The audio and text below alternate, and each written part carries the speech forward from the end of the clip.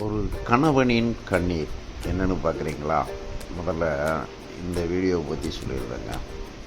நேற்று எழில்நகர் குப்பமேட்டுக்காக போகும்போது அங்கே புது பிரிட்ஜிகிட்டேருந்து செல்லை ஆன் பண்ணி பாக்கெட்டில் போட்டேங்க. அதெல்லாம் பார்த்திங்கன்னா ஒரு நேரத்தில் குப்பமேடும் சின்ன சின்ன இண்டஸ்ட்ரியெலாம் இருந்தது. இன்றைக்கி சிட்டி வளர்ச்சினால் அபார வளர்ச்சி அடைஞ்சிகிட்டு இருக்கு. ஸோ அந்த நகரில் சில இடங்கள் மேடு பள்ளமாகவும் இருக்கும், சில இடங்கள் குப்பமேடாக இருந்ததெல்லாம் இன்றைக்கி ரொம்ப வீடுகள் ஆயிடுச்சு. சென்னை சிட்டி. ஒரு கணவனின் கண்ணீர் என்னென்னு பார்க்குறீங்களா? ஆமாங்க, சோபாடிக்கிறக பல வீடுகளுக்கு போகும்போது அங்கே பலவிதமான மனிதர்களை பார்ப்போம். அப்படி ஒரு மனுஷரை பார்க்கும்போது சோபாடிக்கும்போது உட்காந்து பேசிக்கிட்டு இருந்தார். அந்த வீட்டம்மா அவரை திட்டிக்கிட்டே இருந்தாங்க. அவர் கண்டுக்காமல் சரி சரி சரி சரின்னு இருந்தார். அப்போ நான் அவர்கிட்ட கேட்டேன், எப்படி சார் இப்போ சம்மந்தமே இல்லாமல் திட்டிகிட்டு இருக்காங்க, நீங்கள் அமைதியாக இருக்கீங்களா அப்படின்னு கேட்டேன். என்ன பண்ணுறது இப்போ எங்களுடைய லைஃப்பை பார்த்தீங்கன்னா நாங்கள் ஒரு 4-5 பேர் உண்டு. அதில் ஒரு 2 பேர் வாழ்க்கையை நான் உதாரணத்துவமாக எடுத்துக்கிட்டு இவர்கிட்ட சண்டை போடுறத நான் நிப்பாட்டிட்டேன். 2 பேருடைய வாழ்க்கை பயணத்தை நான் பார்த்து இவர்கிட்ட சண்டை போடுறத நான் நிப்பாட்டிக்கிட்டேன் அப்படின்னாரு. அதில் அவருடைய ஃப்ரெண்டு நல்லா ஆள் ஹைட் வெயிட்டாக கலராக கொஞ்சம் வசதியான குடும்பத்தில் பிறந்தவரான்.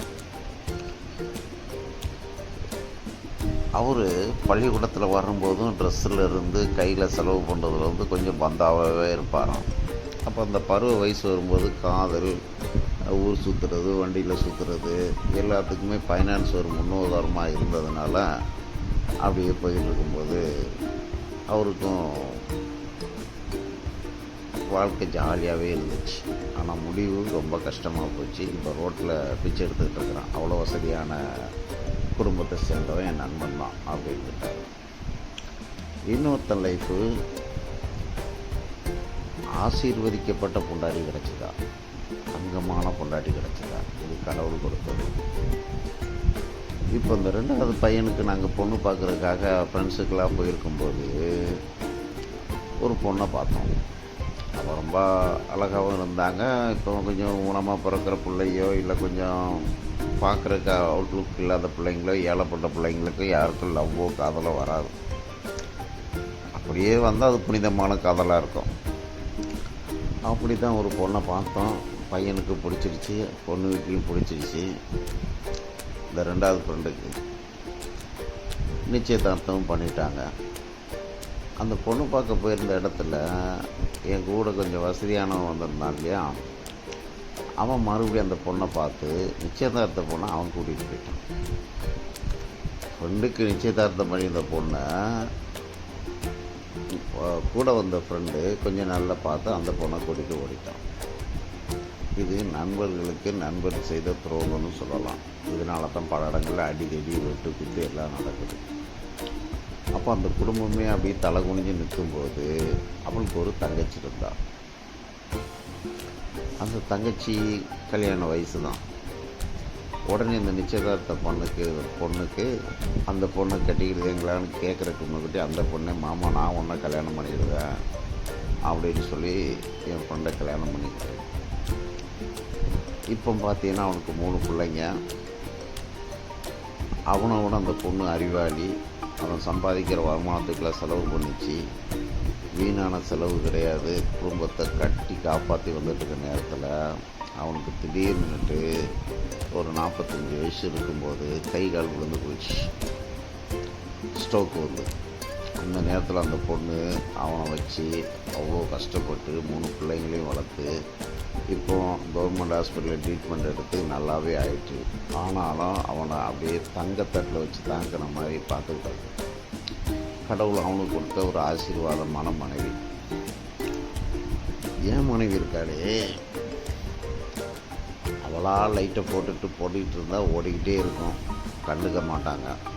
நம்ம சப்போஸ் போட்டு மறந்துட்டோன்னு வச்சுக்கோங்களா, எங்கள் அம்மாவிலேருந்து, எங்கள் அப்பாவிலேருந்து, என் தங்கச்சியிலேருந்து, எங்கள் குடும்பத்திலேருந்து எல்லாத்தையும் இழுத்து பேசி சந்தோஷப்படுற குணாதிசயம். அது இந்த வீடு அந்த வீடுன்ட்டு இல்லை. எப்படி ஆண்கள் எப்படி பொறுப்பு இல்லாமல் தண்ணி அடிச்சுக்கிட்டு ஊரை சுற்றிக்கிட்டு கடன் வாங்கிக்கிட்டு அலைகிறாங்களோ, அதே மாதிரி பெண்கள்லையும் சில பேர் வீட்டுக்குள்ளே இருந்துக்கிட்டு குடைச்சல் கொடுத்துட்டு கணவனை கண்ணீர் விட வச்சுக்கிட்டு தான் இருப்பாங்க. இப்போ அந்த ஃப்ரெண்டு கூட்டிகிட்டு போனான் இல்லையா, அவன் அதோட விடலை. அவனுக்கு ஆடம்பர செலவு அதிகமாக இருந்ததுனால, வருமானம் கம்மியாக இருந்ததுனால, அந்த பொண்ணுடைய வருமானத்தையும் அந்த பொண்ணுக்கிட்ட இருந்த நகையும் பிடுங்கி தின்ன உடனே அதை சீப்போன்னு சொல்லி அவன் இன்னொருத்தனை பார்த்துக்கிட்டு போயிட்டான். இவன் இன்னொருத்தனை பார்த்துக்கிட்டு போயிட்டான். இதுக்கு ஒரு குழந்தை, அது அவனை பார்த்துக்கிட்டு போயிட்டு அந்த குழந்தை அனாதைக்கு போயிடுச்சு. அப்புறம் ஒரு பொண்ணை கல்யாணம் பண்ணான். அதுக்கு 2 குழந்தையோட இருந்தான். அதுக்கிட்டையும் சண்டையை போட்டுக்கிட்டு அலைஞ்சான். கடைசியில் அதுவும் விட்டுட்டு போயிட்டு இன்றைக்கி குடிக்கு அடிமையாகி ரோட்டில் உட்காந்துட்டு இருக்கிறான். பார்த்து என்னடா எப்படி இருக்கான்னு கேட்டான். நல்லா இருக்கேன், அப்படி இருப்பான். போகும்போது ஒரு 500 கொடுப்பான், இல்லை ஒரு 100 கொடுப்பான். நான் எங்கடா துட்டு வச்சுருக்கேன், என் பொண்டாட்டி ஒரு பஜாரியாக இருக்கிறா, சம்பாதிச்சு கொண்டு கொடுத்துருவேன். காலையில் டிஃபன் இருந்தால் சாப்பிடுவேன், அவள் இட்லி சாப்பிடுவா, எனக்கு பழைய கஞ்சி கொடுப்பான். நான் உழைச்சிட்டு சாயந்தரம் வருவேன். மத்தியானம் பொங்கல சோறு தண்ணி ஊற்ற கூட மறந்து டிவி பார்த்துட்டு சீரியல் பார்த்துக்கிட்டு இருப்பான். இல்லை தேங்காய் போட்டு குழம்பு வச்சுருந்தா அது கெட்டு போயிருக்கும், அதை சூடு பண்ணி தருவா. ஒரு பொறுப்பு இல்லாத பொண்டாட்டியை கல்யாணம் பண்ணியிருக்கேன், பிள்ளைகளாகி போச்சு, என்ன பண்ணுறது? இப்போ பற்றாக்குறைக்கு சுகர் வியாதி வேறு வந்துடுச்சு. உடல் உறுப்பு எந்த பாதிப்பு இல்லாமல் கண்ணீரோடு ஓட்டிங்கன்னா என்கிட்ட காசே இல்லைடான்னு சொல்லிட்டு நான் வந்தேன். உண்மையிலேயே என்கிட்ட காசும் கிடையாது. அப்போது ஒரு ஆண் தன் வாலிப காலத்தில் இஷ்டத்துக்கு வாழும்போது அந்த குடும்பங்கள் சிதறடிக்கப்படுது, கஷ்டப்படுது. அப்புறம் என் குடும்பத்தை எடுத்துக்கிட்டிங்கன்னா, இவளுடைய கல்ச்சரல் பழக்க வழக்கங்கள்லாம் ஒரு முன்னேற்றமான பழக்க வழக்கங்களே இல்லைங்கிறத புரிஞ்சுக்கிறதுக்கே பல வருஷங்கள் ஆச்சு. இவளுடைய குணாதிசயங்களில் நல்ல ஒழுக்கங்கள் இல்லை, இதை மாற்றவே முடியாதுங்கிறத புரிஞ்சுக்கிறதுக்கே பல வருஷம் ஆச்சு. என்கிட்ட சண்டை போடுறதோடு நிற்காமல் அக்கம் பக்கத்தில் சண்டையை போடுவான். அப்போ நியாயம் எந்த பக்கம் இருக்குன்னு பேசி நியாயத்தை பேசினா இந்த அம்மாவை பொறுத்தளவு நியாயம் கிடையாது, புருஷன் பொண்டாட்டிக்காகவே பேசணுங்கிறது இவங்களுடைய எண்ணம்.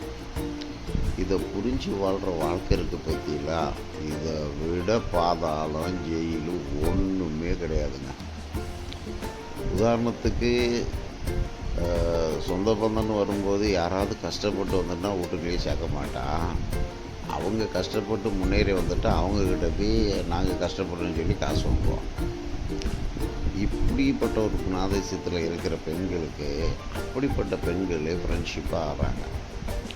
ஃபோனை வாயில் வச்சாங்கன்னா கீழே வைக்க மாட்டாங்க, அவ்வளோதான், கதையாக ஓடிக்கிட்டே இருக்கும். இது பசியோடு இருந்து வேலைக்கு போகிற கணவன் சாப்பாடு வச்சுருக்காரு, அவருக்கு சாப்பாடு கொடுக்கணுங்கிற புத்தியுள்ள மனைவி 2வது ஃப்ரெண்டோட மனைவி. அவர் வேலைக்கு போகிறோன்ட்டாருன்னா காலையிலே எழுந்திரிச்சி சத்தான உணவை சமைச்சு அவருக்கு பார்சல் பண்ணி கொடுத்து அனுப்புது. சந்தோஷமாக வருது, அவன் வீட்டில் காசை கொடுக்குறான். வீட்டை பார்த்தா ஆசீர்வாதமாக இருக்குது. வீட்டில் தேவையில்லாத பொருளே கிடையாது, தேவையான பொருளை மட்டும்தான் வாங்குது, பிள்ளைங்களை படிக்க வைக்குது. இப்போ எனக்கு கொடுத்த ஆசீர்வாதம் பெரிய ஆசீர்வாதம். நான் எவ்வளோ சம்பாதிச்சிட்டு வந்தாலும், ஐயோ அவர் அவ்வளோ சம்பாதிச்சிட்டார, இவ்வளோ சம்பாதிச்சிட்டார, நீ இருக்கிறேன்னு சொல்லி நம்ம காலில் இருந்து தலை வரைக்கும் கடவுள் படித்த குறைய சொல்லி நம்மளை கூட்டி போட்டு உரலில் போட்டு குத்தாத கதையாக குத்துறாங்க. இதை புரிஞ்சிக்காமல் சண்டையை போட்டு இருந்தவன் புரிஞ்சுக்கிட்டேன். இப்போ போகிற இடங்களில் எங்கேயாச்சும் சண்டை இழுத்துட்டான்னா இவ வேலை தப்பே இருந்தாலும் அந்த இடத்துல இவ வேலை தப்பு இல்லை, எதிராளி மேலே தான் தப்புன்னு சொல்லி முட்டாள்தனமாக அவங்கள்ட்ட சண்டையை போட்டுட்டு மறுபடி போய் அம்மா என்னுடைய சூழ்நிலை இந்த மாதிரி இதை புரிஞ்சுக்கோன்னு சொல்லி அவங்கக்கிட்ட சாரி சொல்லிக்கிட்டு நான் வாழ்கிற வாழ்க்கை இருக்குது பார்த்தீங்களா, அதான் கணவனின் கண்ணீர். சில அறிவில்லாத மனைவியை கட்டிக்கிட்டால் பொறுமையோடு அவங்க டக்குன்னு நாடகம் நடித்து வாழ்கிறது